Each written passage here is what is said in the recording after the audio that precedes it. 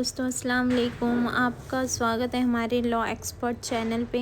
आज हम इस वीडियो में बात करेंगे कि कितने डिफरेंट टाइप्स के लॉ होते हैं जो हमें आफ्टर डिग्री के बाद प्रेफर करना चाहिए।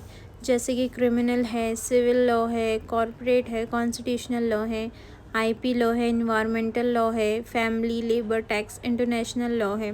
अलग अलग डिफरेंट टाइप्स के लॉ यहाँ पे दिए गए हैं जो हम अपनी डिग्री के बाद इसको प्रेफर कर सकते हैं। तो फ्रेंड्स, जिन्होंने हमारे चैनल को सब्सक्राइब नहीं किया वो सब्सक्राइब कर लें, और अगर वीडियो अच्छी लगे तो लाइक, शेयर, कमेंट करना ना भूलें। तो चलिए हम अपने वीडियो को स्टार्ट करते हैं। क्रिमिनल लॉ जो है क्राइम एंड पनिशमेंट को डिस्क्राइब करता है।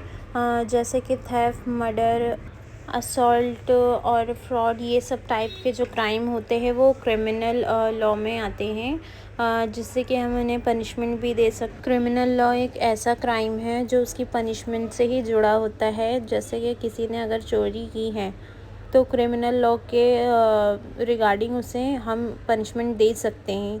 ये सारी चीज़ जो है क्रिमिनल लॉ में आती हैं। अब चलते हैं सिविल लॉ की तरफ। सिविल लॉ जो है एक ऐसा लॉ है जो किसी टू पर्सन में जो डिस्प्यूट होता है उसको रोकने के लिए सिविल लॉ का यूज़ किया जाता है।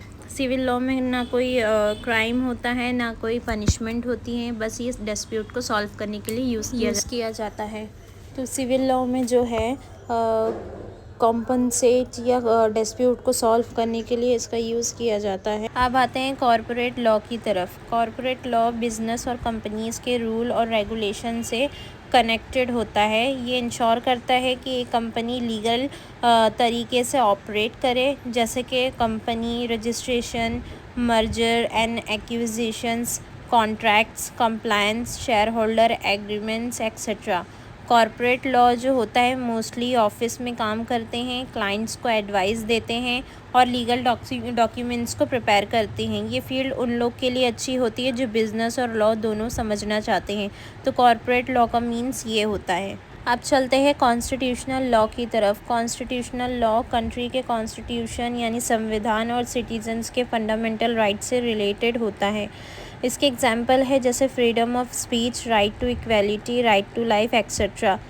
इस फील्ड के लिए लॉयर सुप्रीम कोर्ट हो या हाई कोर्ट में काम करते हैं और गवर्नमेंट के डिसीजन को चैलेंज या डिफ़ाइन करते हैं। ये फील्ड उन लोग के लिए है जिनको जस्टिस और ह्यूमन राइट्स में ज़्यादा नॉलेज होती है, वो कॉन्स्टिट्यूशनल लॉ को प्रेफर कर सकता है। अब नेक्स्ट है आईपी लॉ। आईपी लॉ यानी intellectual property law. IP law creative और इनोवेटिव आइडियाज़ को प्रोटेक्ट करता है, जैसे invention, music, books, arts, logos, software etcetera. इसके एग्जांपल्स होते हैं जैसे कॉपीराइट्स हो गया, trademark, patent, trade secrets. IP law ensure करता है कि किसी का आइडिया या क्रिएशन बिना परमिशन के यूज़ ना हो। ये फील्ड उन लोग के लिए है जो परफेक्ट हैं, जिनको क्रिएटिविटी और टेक्नोलॉजी में इंटरेस्ट होता है, उन सब के लिए ये आईपी लॉ बेस्ट है। अब नेक्स्ट है इन्वायरमेंटल लॉ। इन्वायरमेंटल लॉ क्या होता है? इन्वायरमेंटल लॉ नेचर और इन्वायरमेंट से प्रोटेक्शन से रिलेटेड होता है। जैसे इसके एग्जांपल्स हैं pollution control, deforestation, waste management, wild protection etcetera. इस फील्ड का जो लॉयर होता है वो गवर्नमेंट और कंपनी की पॉलिसीज़ को चेक करता है ताकि इन्वायरमेंट सेफ़ रहे।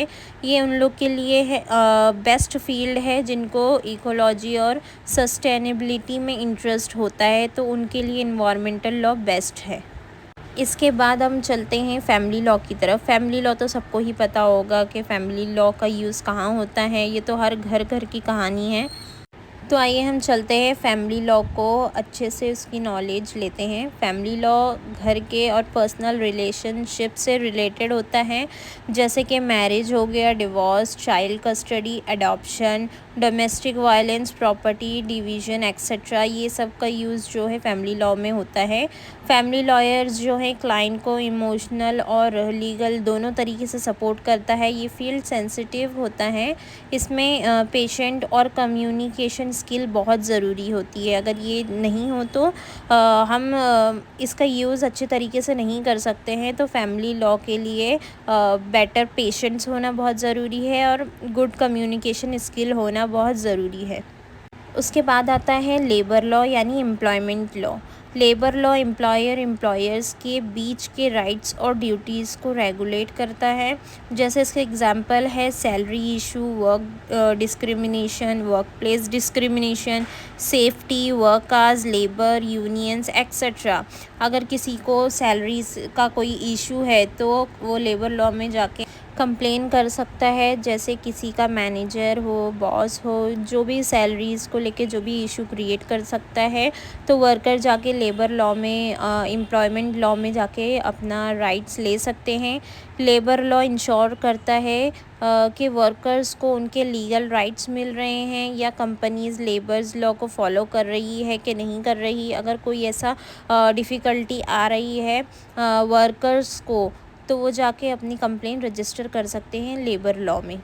अब आता है टैक्स लॉ। टैक्स लॉ तो सबको ही पता होगा। टैक्स लॉ जो होता है फाइनेंशियल और टैक्सेशन सिस्टम से डील करता है। जैसे कि टैक्स कलेक्ट करना, कैलकुलेट और मैनेज किया जाता है। जैसे कि इसके एग्जांपल होते हैं income tax, corporate tax, GST, tax evasion etcetera. Tax lawyer individual और कंपनीज़ को टैक्स प्लानिंग और लीगल कंप्लायंस में मदद करता है। ये फील्ड उन लोग के लिए अच्छी है जिनको नंबर्स और अकाउंटिंग पसंद है। जैसे कि जो मैथ्स में ज़्यादा अच्छे हैं वो इसका यूज़ कर सकते हैं, वो टैक्स लॉ प्रेफर कर सकते हैं।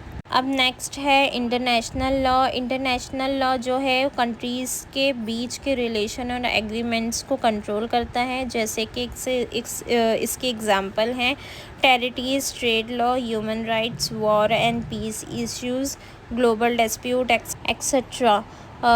इसका यूज़ जो है इंटरनेशनल लॉयर्स जो होते हैं यूनाइटेड नेशंस, एनजीओज़, एम्बेसीज या ग्लोबल लॉ फर्म्स में काम करते हैं। उन्हें अलग अलग कंट्रीज़ के लॉ और कल्चर समझने पड़ते हैं।